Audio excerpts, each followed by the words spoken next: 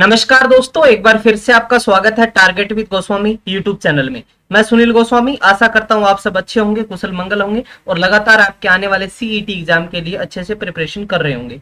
हम कर रहे थे महत्वपूर्ण 500 क्वेश्चन हरियाणा करंट अफेयर के जनवरी से जुलाई 2022 तक। अभी तक हम 4 लेक्चर कर चुके हैं, तो वो वीडियोज आपने नहीं देखे हैं तो लिंक डिस्क्रिप्शन में है, सबसे पहले वो वीडियोज आप देखिए। तो चलिए आज लेक्चर नंबर 5 करते हैं स्टार्ट इस मोटिवेशन के साथ कि जब तक किसी काम को किया नहीं जाता तब तक वह असंभव लगता है। ये बात नेल्सन मंडेला ने कही और उसी की आप सीख लेते हुए जो उन्होंने हार्डवर्क किया, जो परिश्रम किया, जिस मुकाम पर पहुंचे, आप भी यदि मेहनत करेंगे तो जरूर आपका जो लक्ष्य है सीईटी का वो आप पूरा कर पाएंगे। तो लगातार अध्ययन करते रहिए, लोगों की फिजूल की बातों में आप बिल्कुल ना पड़िए। एग्जाम कब होगा, सितंबर में हो, नवंबर में हो, अक्टूबर में हो, कभी भी हो, आपकी तैयारी आप सुनिश्चित कर लें। जब भी एग्जाम हो तो आपका रिजल्ट है वो पॉजिटिव आए। तो सबसे पहले करते हैं हम शुरुआत। फर्स्ट क्वेश्चन आपकी स्क्रीन पे है, आप देख पा रहे होंगे। हरियाणा के किस शहर में अष्ट धातु से निर्मित भगवान परशुराम की 21 फुट की जो है ये प्रतिमा स्थापित होगी? तो ये प्रतिमा हरियाणा के कहां पर स्थापित होगी? तो ये होगी गोहाना के अंदर। गोहाना आपने सुना होगा, जलेबियों के लिए जाना जाता है और ये पड़ता है किसमें? सोनीपत के अंदर। गोहाना के अंदर इस प्रतिमा को जो है बनाया जाए, जो है यहाँ पर स्थापित किया जाएगा। क्लियर है? तो जरूरी नहीं है ऐसा ही पूछा जाए क्वेश्चन, ऐसा भी पूछा जा सकता है कि भगवान परशुराम की जो प्रतिमा है वो गोहाना के अंदर स्थापित की गई, उसकी ऊंचाई कितनी है? तो आपको ध्यान रखना है 21 फीट है। ठीक है, क्लियर है? कौन सी धातु से बनी है? तो अष्ट धातु से ये निर्मित है। चलिए नेक्स्ट क्वेश्चन पे चलते हैं। कृषि विश्वविद्यालयों में किस संस्थान को 5वीं बार देश में पहली रैंक मिली है? देखिए, कृषि विश्वविद्यालयों की एक रैंकिंग जारी होती है, जिसके अंदर मैं बात करूं जो 5वीं बार जो रैंकिंग है, पहली रैंक किसको मिली है? नेशनल डेयरी रिसर्च इंस्टीट्यूट को मिली है, एनडीआरआई को मिली है। नेशनल डेयरी रिसर्च इंस्टीट्यूट की बात करें, इसकी शुरुआत है वो 1923 में हुई थी। क्लियर है? बेंगलोर से हुई थी। और इसकी जो बाद में हम बात करें, इसकी स्थापना करनाल के अंदर कब हुई? तो आपको ध्यान रखना है 1955 में हुई। ठीक है, 1955 में एक करनाल में नेशनल डेयरी रिसर्च इंस्टीट्यूट की स्थापना हुई। तो इसको जो है पहली रैंकिंग दी गई है। क्लियर है? ध्यान रहेगा आपको। तो पहली रैंकिंग, इसके साथ साथ हरियाणा के 2 और विश्वविद्यालय बात करूं, एचयू की हरियाणा एग्रीकल्चर जो चौधरी चरण सिंह कृषि विश्वविद्यालय है उसको 9वीं रैंकिंग दी गई है, और जो लाला लाजपत राय यूनिवर्सिटी है उसको जो है 33वीं रैंक दी गई है। ठीक है, तो ये भी आप कर सकते हैं। एचयू है वो 2 फरवरी 1970 को इसकी स्थापना हुई है, और जो लाला लाजपत राय यूनिवर्सिटी है इसकी स्थापना 2010 में हुई है। तो ये पॉइंट भी आप नोट कर सकते हैं। ठीक है, तो NDRI national dairy research institute कहां पर है? करनाल के अंदर है। करनाल में कब स्थापित हुआ था? ये 1955 में स्थापित हुआ था। चलिए नेक्स्ट क्वेश्चन पे चलते हैं। हरियाणा के कितने सरकारी स्कूलों में साइंस लैब बनाई जाएगी? तो हरियाणा के कितने स्कूलों में साइंस लैब बनाई जाएगी क्वेश्चन है आपका। तो यहाँ पर राइट आंसर हो जाएगा 54 ऐसे स्कूल हैं जहां पर साइंस लैब स्थापित होगी। और ये साइंस लैब की मैं स्थापना की बात करूं तो हरियाणा स्कूल शिक्षा परियोजना परिषद जो है, परियोजना परिषद के द्वारा है इसकी स्थापना की जाएगी। तो कितनी? आपको ध्यान रखना है 54। ठीक है, 54 इज द राइट आंसर। विश्व प्रसिद्ध चैत्र चौदस मेला, देखिए आप सब जानते होंगे हिंदू वर्ष के अनुसार जो चैत जेठ साढ़ सावन ऐसे सुनते होंगे ना आप, ये जो मंथ है, ठीक है, जैसे फाल्गुन में होली आती है, तो ये जो हम बात करें चैत्र चौदस मेला है वो कहाँ आयोजित होता है? बहुत इंपॉर्टेंट क्वेश्चन है। और ये मेला है ये कुरुक्षेत्र के पेहवा के अंदर है, इसका जो है पेहवा के अंदर तो ये मेला लगता है। ठीक है, जो पृथुदक तीर्थ सुना होगा, सरस्वती तीर्थ सुना होगा आपने, तो वहां पर इस मेले का आयोजन होता है। और देश विदेश से यहाँ पर जो श्रद्धालु आते हैं अपने पूर्वजों की जो बात करूं मैं, आत्मिक शांति के लिए, आध्यात्मिक शांति के लिए जो है यहाँ पर आत्मा की शांति के लिए यहाँ पर आते हैं। ठीक है, तो कहां पर ये लगता है मेला? पेहवा के कुरुक्षेत्र के अंदर ये मेला लगता है। चलिए नेक्स्ट हम बात करते हैं हरियाणा के किस गांव में राज्य का पहला गवर्नमेंट होम्योपैथिक मेडिकल कॉलेज और अस्पताल बनाया जा रहा है? बहुत इंपॉर्टेंट क्वेश्चन है। और ये कहां पर बन रहा है? ये बन रहा है अंबाड़ा के अंदर। अंबाड़ा आपने सुना होगा, साइंटिफिक सिटी जाना जाता है अंबाड़ा। और अंबाड़ा के अंदर जो है इस मेले का, अंबाड़ा के पास एक गांव पड़ता है चंदपुरा। ठीक है, चंदपुरा विलेज है इसके अंदर इस यहाँ पर ये बनाया जा रहा है। तो इसका जो है 11 एकड़ के अंदर ये मेला है जो बन रहा है, और इसकी लागत की मैं बात करूं, क्या कॉस्ट आएगी इस होम्योपैथिक मेडिकल कॉलेज हॉस्पिटल की, तो ये इसकी कॉस्ट आएगी 37 करोड़ रुपए। ठीक है, तो जरूरी नहीं है ये डायरेक्ट पूछे कि कहां पर बन रहा है, ये पूछा जा सकता है कितने एकड़ में बन रहा है, कितनी लागत से बन रहा है, तो ये पॉइंट आपको सारे ध्यान में रखने हैं।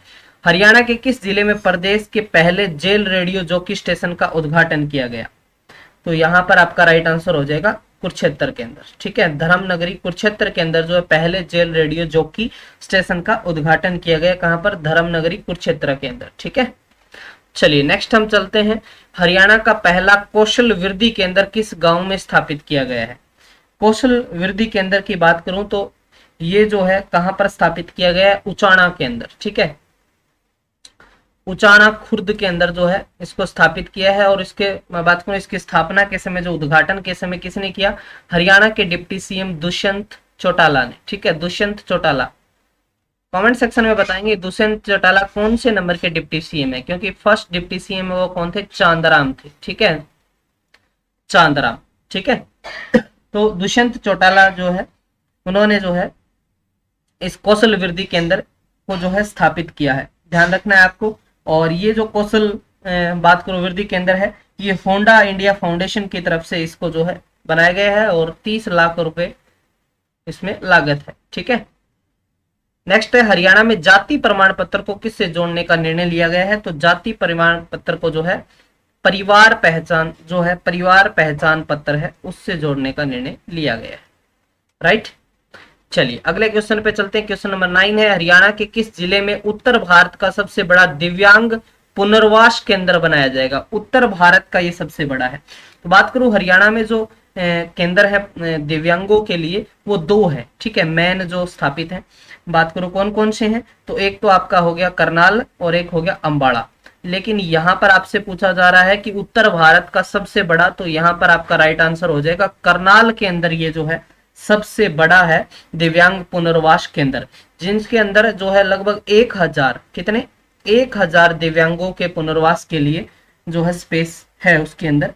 और ये जो है 300 करोड़ की लागत से इसको बनाया गया है, और ये 15 एकड़ भूमि पर ये बना हुआ है।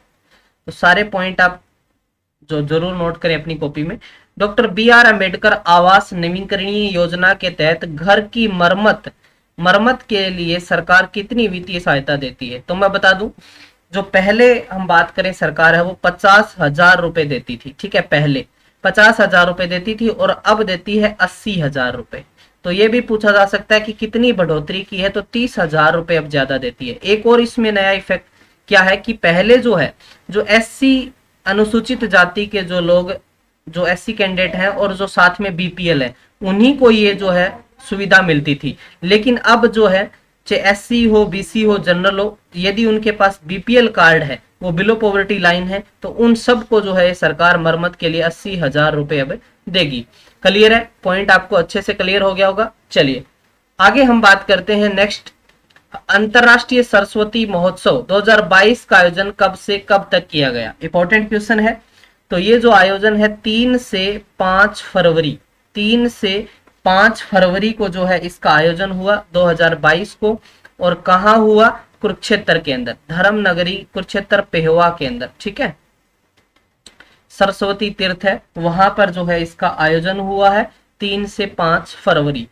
क्लियर है, चलिए नेक्स्ट हम बात करते हैं किस हरियाणवी खिलाड़ी को Laureus world breakthrough of the year award 2022 के लिए नॉमिनेट किया है। तो ये फर्स्ट टाइम मिला है ये अवार्ड, और ये किस खिलाड़ी को मिला है, तो ये गोल्डन बॉय नीरज चोपड़ा, जो कहाँ के हैं, पानीपत के हैं। नीरज चोपड़ा को ये अवार्ड दिया गया है, जिन्होंने टोक्यो ओलंपिक के अंदर भारत को जो है गोल्ड दिलाया था। आप सब जानते होंगे 87.58 मीटर जो है भाला फेंका था इन्होंने, तो आपको ध्यान रखना है। ठीक है, पोस्टल बॉक्स भी इनका लिए एक बनाया गया, आपको पता हो तो, पानीपत के अंदर। चलिए इनके गांव के अंदर। चलिए नेक्स्ट हम बात करते हैं the Haryana GST cost portal का शुभारंभ किसने किया, इंपॉर्टेंट क्वेश्चन है। तो इसका जो है शुभारंभ है वो हरियाणा के डिप्टी सीएम है दुष्यंत चौटाला। ठीक है, दुष्यंत चौटाला, उन्होंने जो है इसका अनावरण किया है। ठीक है, समझ आ गया। हरियाणा के कितने स्थल राष्ट्रीय रामसर साइट में शामिल किए गए हैं? आपको आज तक की मैं बताऊं तो अभी फिलहाल 64 ऐसे स्थल हैं जो रामसर साइट में है, और 75 में जो हमारा अमृत महोत्सव है उस पे 75 तक इसको करने का टारगेट रखा गया है, लक्ष्य।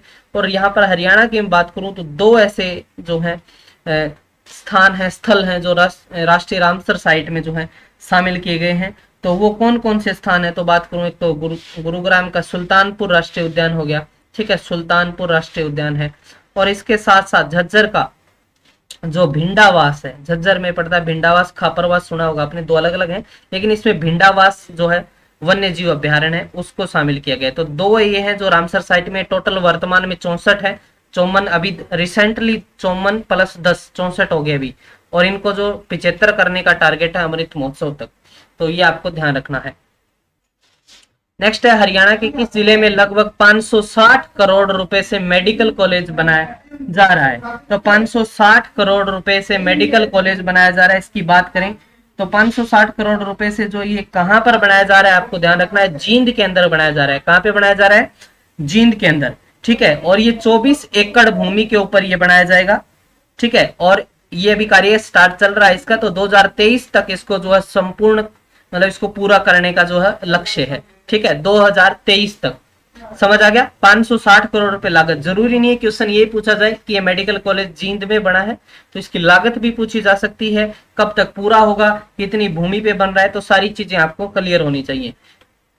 किसे भारत की पहली OECM साइट घोषित किया गया है? OECM, ठीक है, OE साइट जो है अदर इफेक्टिव एरिया बेस्ड जो कंजर्वेशन मेजर्स है उसकी बात हो रही है यहाँ पर। तो ये जो अरावली का जो पड़ता है, हम बात करें अरावली जैव विविधता पार्क, ठीक है, विविधता पार्क, इसको घोषित किया गया है। आप सब जानते होंगे ये लगभग 390 एकड़ में फैला हुआ है, और इसको जो है ये साइट घोषित किया गया है। क्लियर हो गया होगा अच्छे से? आपको किसी प्रकार का कोई डाउट नहीं होगा। कोई भी आपको किसी प्रकार का डाउट हो तो आप कमेंट सेक्शन में आप मुझसे जान सकते हैं, पूछ सकते हैं। ठीक है, समझ आ गया आपको अच्छे से? चलिए, तो ये जो विश्व आर्द्र भूमि दिवस जो था 2 फरवरी को, तो इसके लिए जो है हम बात करें उस दिन इसको घोषणा हुई थी, इसकी OECM साइट में घोषित किया गया था इसको। चलिए नेक्स्ट है, हरियाणा में कितने ड्रोन ट्रेनिंग और डेवलपमेंट सेंटर खोले जाने का निर्णय लिया गया है? तो कितने खोले जाएंगे? तो यहाँ पर आपको ध्यान रखना है, जो टोटल है वो कितने खोले जाएंगे? 5 खोले जाएंगे। ठीक है, टोटल कितने? 5। हरियाणा सरकार क्लस्टर इंफ्रास्ट्रक्चर के लिए सिडबी, आपने सिडबी के बारे में सुना होगा, जो ऋण प्रदान करता है। ठीक है, तो सिडबी की हम बात करें तो कितने करोड़ रुपए का ऋण देगा? तो ये देगा भाई कितने का? 523 करोड़ का। कितना? सिडबी कितने का ऋण देगा? 523 करोड़ का। समझ आ गया? ठीक है भाई, तो जो small industries development bank of India है ये 523 करोड़ रुपए का ऋण देगा, जिससे क्लस्टर इंफ्रास्ट्रक्चर को जो है हरियाणा सरकार है इसके लिए मतलब इसको जो है बढ़ोतरी करेगी इसमें, तो इस फील्ड के अंदर कार्य करेगी, इसलिए दिया जाएगा। ठीक है, चलिए, हरियाणा के किस यूनिवर्सिटी में हल्दी लैब बनाई जाएगी? तो यहाँ पर आपका राइट आंसर हो जाएगा चौधरी चरण सिंह कृषि विश्वविद्यालय है जो हिसार के अंदर। ठीक है, इसके अंदर जो ये साइंस हल्दी लैब बनाई जाएगी, चौधरी चरण सिंह कृषि विश्वविद्यालय। ठीक है, HU बोलते हैं जिसको आप, हरियाणा एग्रीकल्चर यूनिवर्सिटी है जो, तो जिसकी स्थापना 2 फरवरी 1970। ठीक है, अभी 2 फरवरी को इसका 53वां स्थापना दिवस मनाया गया, तो उस अवसर पे ये हल्दी लैब बनाएगी। ठीक है, क्लियर है? चलिए नेक्स्ट हम बात करते हैं, हरियाणा में ऋषि कुलम विद्यापीठ की स्थापना कहाँ की गई है? तो ये कहाँ पे की गई है? तो ये की गई है कुरुक्षेत्र के अंदर ही। हम बात करें स्थान है आदि बद्री, आदि बद्री स्थान के ऊपर जो है इसकी ऋषि कुलम विद्यापीठ की स्थापना की गई है। क्लियर है? समझ आ गया होगा आपको अच्छे से? किसी प्रकार की कोई दिक्कत नहीं होगी। तो यहाँ पर जो है ये आपके 20 क्वेश्चन है वो कंप्लीट होते हैं। ठीक है, तो 5 पार्ट अभी तक हम कर चुके हैं, तो सारे वीडियोज आप जरूर देखें, वीडियो को लाइक शेयर करें, अपने दोस्तों से भी चैनल को सब्सक्राइब करने के लिए जरूर कहें। आप सबके लिए, आप सबकी डिमांड है कि CET के लिए जो है लाइव क्लासेज, तो जो ये एग्जाम वाणी चैनल है इसके ऊपर आपको है लाइव क्लासेस देखने को मिलने वाली हैं। जल्दी से हम जो है लाइव क्लासेस यहाँ पर लेके आने वाले हैं। तो जिन बच्चों ने अभी तक इस चैनल को सब्सक्राइब नहीं किया है तो जरूर आप सब्सक्राइब करें इस चैनल को। इस चैनल पे आपको जो है लाइव सीईटी का कंप्लीट सिलेबस हम कराएंगे। सीईटी का जो है सारा सिलेबस बिल्कुल फ्री में होगा, किसी बच्चे से कोई फीस नहीं ली जाएगी। तो आप जरूर इस चैनल को सब्सक्राइब करें। जल्दी ही रक्षाबंधन के बाद हम यहाँ पर लाइव स्टार्ट करेंगे। तो सारे बच्चे हैं इस चैनल से जुड़ जाओ, सब्सक्राइब कर लो इसको जाको। ठीक है, चलिए मिलते हैं नेक्स्ट वीडियो में, तब तक के लिए धन्यवाद। जय हिंद, जय भारत।